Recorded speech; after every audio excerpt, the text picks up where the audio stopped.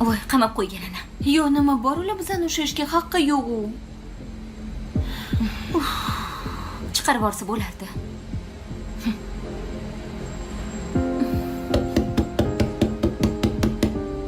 Bizni tutqalamaya haqqingiz yo'q. Yo'q, to'panoq qilma, nima qilasan? Nima? Keyin hozir podvoliga qamab qo'yadi bizani.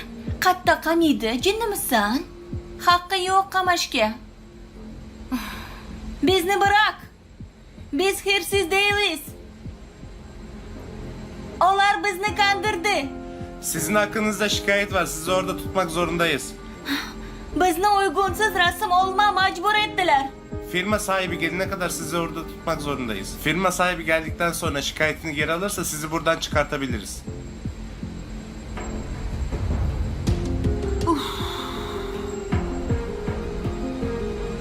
Nima qilamiz endi? Qochib ketsak bo'lmaydimi?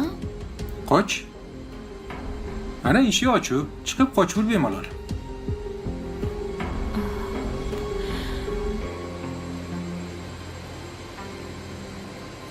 Sizchi anavi qarindoshingizmi, o'rtog'ingizmi kimdir bor edi, turkcha bilardi.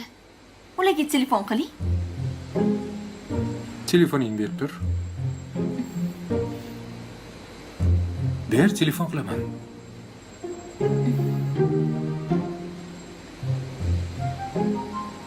Qanaqa qilib chiqib ketamiz endi? Gaplashsangiz bo'lmaydimi? Xat yozaymi? Kaptarni oyog'iga bog'lab uchiraymi yo? Qanaqa qilib etay? Nimaga menga jahl qilyapsiz? Senla deb bo'lyapti shu narsa. Kiyim o'g'irlash kerak emas edi. Biz o'g'irlamadik kiyimini.